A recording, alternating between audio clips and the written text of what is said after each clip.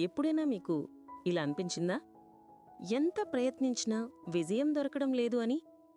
ఎవరికీ చెప్పలేని బాధ, మనసులో నిశ్శబ్దంగా వచ్చే ఓటమి భయం? అలా అనిపించిన ఎవరైనా ఉంటే ఈ కథ మీకోసం. ఒక చిన్న గ్రామంలో సంజు అనే 16 ఏళ్ల బాలుడుండేవాడు. అతని కుటుంబం చాలా పేదది. అతని తండ్రి కార్పెంటర్గా చిన్న చెక్క దుకాణం నడుపుతూ కష్టంగా జీవనోపాధి చేసేవాడు. సంజు స్కూల్లో పెద్ద తెలివైనవాడు కాదు. కాని అతనికి ఒక గొప్ప గుణముంది: ఆగకుండా పోరాడే ధైర్యం. ప్రతి ఉదయం సూర్యుడు ఉదయించే ముందే సంజు నది దగ్గరికి వెళ్లి పరిగెత్తేవాడు. అతని కల ఒక మంచి రన్నర్ కావడం, డిస్ట్రిక్ట్ స్పోర్ట్స్ అకాడమీకి సెలెక్ట్ అవ్వడం, తండ్రిని గర్వపడేలా చేయడం. కాని ఒక సమస్య ఉంది: అతను ఎప్పుడూ ఓడిపోయేవాడు. 2 ఏళ్లుగా జరిగిన ప్రతి రేస్లోనూ సంజు 2వ స్థానం లేక 3వ స్థానం. స్నేహితులు నవ్వుతూ, సంజు, ఈ పరుగులు నీ వల్ల కావురా, ఎందుకు కష్టపడుతున్నావు అని చెప్పేవారు. కాని సంజు ఆగలేదు. ప్రతిరోజూ పరిగెట్టేవాడు. ఒక వర్షపు ఉదయం పరిగెత్తుకుంటూ వెళ్ళిన సంజు జారిపడిపోయాడు. కాలు బాగా నొప్పొచ్చింది. మొత్తం బట్టలు మట్టి పట్టిపోయాయి. ఒక చెట్టు కింద కూర్చుని సంజు నిశ్శబ్దంగా ఏడ్చేశాడు. ఎంత కష్టపడ్డా ప్రయోజనం లేదు. బహుశా నేను చాలా బలవంతుణ్ణి కాదు అనుకున్నాడు.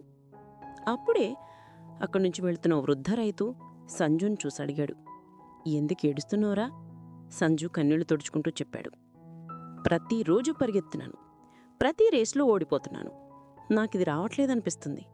బహుశా నేను వృధా ప్రయత్నం చేస్తూనేమో. రైతు దూరంగా ఉన్న బాంబూ చెట్లను చూపిస్తాన్నాడు. ఆ బాంబూ చెట్టు పెరగడానికి ఎంత సమయం పడుతుందో తెలుసా? సంజు: తెలీదు. రైతు: 5 ఏళ్ళు. 5 సంవత్సరాలు నీరు పోసినా, ఎరువులు వేసినా భూమిపైకి ఏమీ కనిపించదు. కాని ఒకరోజు ఒక్కసారిగా కొద్ది వారాల్లో 80 అడుగులు పెరుగుతుంది. అది ఒక్కసారిగా పెద్దదయ్యిందా? కాదు. అదంతకాలం వేళ్లను బలంగా చేసుకుంటుంది. ఆ రైతు చిరునవ్వు చిందిస్తూ, సంజు, నువ్వు నీ వేర్లను బలపరుచుకుంటున్నావు, నిలిచిపోకు. ఈ మాటలు సంజులో కొత్త శక్తిని రేపాయి. ఆ రోజునుంచి అతను ఇతరులకి కాదు, తన కోసమే పరిగెత్తాడు. వానైనా, ఎండైనా, చలైనా అతను ఆగలేదు. శ్వాస ఎలా నియంత్రించాలో నేర్చుకున్నాడు. పరిగెత్తే తీరు మార్చుకున్నాడు. 1 సంవత్సరం తర్వాత డిస్ట్రిక్ట్ ఇంటర్ స్కూల్ రేస్ వచ్చింది. గెలిచిన వాడికి స్పోర్ట్స్ అకాడమీ అవకాశం. పెద్ద పెద్ద స్కూళ్ళ రన్నర్లు అందరూ ఉన్నారు. సంజు మాత్రం నిశ్శబ్దంగా నిల్చున్నాడు. విజిల్ మోగింది. రేస్ స్టార్ట్ అయ్యింది. సంజు పరిగెత్తాడు. అతను వేగంగా కాదు, కానీ స్థిరంగా. ఎవరైనా దాటినా ఆందోళన పడలేదు. కాళ్ల నొప్పించినా ఆగలేదు. చివరి 200 మీటర్లకు రావడంతో సంజు మరింత వేగంగా పరిగెత్తాడు.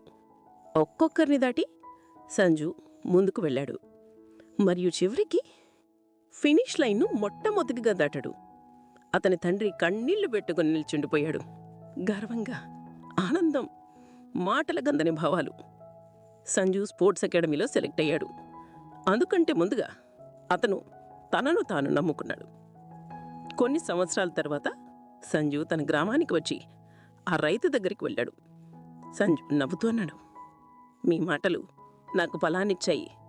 ఆ రోజు మీరు జరపకపోతే నేను మధ్యలోనే ఆగిపోయేవాడిని. ఆ రైతు చిరునవ్వుతో, నేను మాత్రం మాట చెప్పానురా, కానీ ముందుకు నడిచింది నువ్వే. శక్తంతా నీలోనే ఉంది. పెద్ద విషయాలు సమయం తీసుకుంటాయి.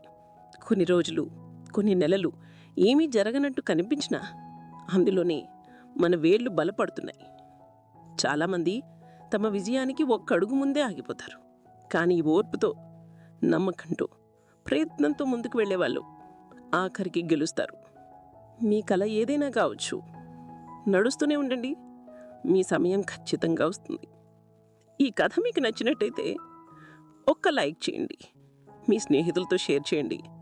మరియు ఇలాంటి మంచి కథల కోసం ది తెలుగు థింకర్ ఛానల్ని సబ్స్క్రైబ్ చేయండి.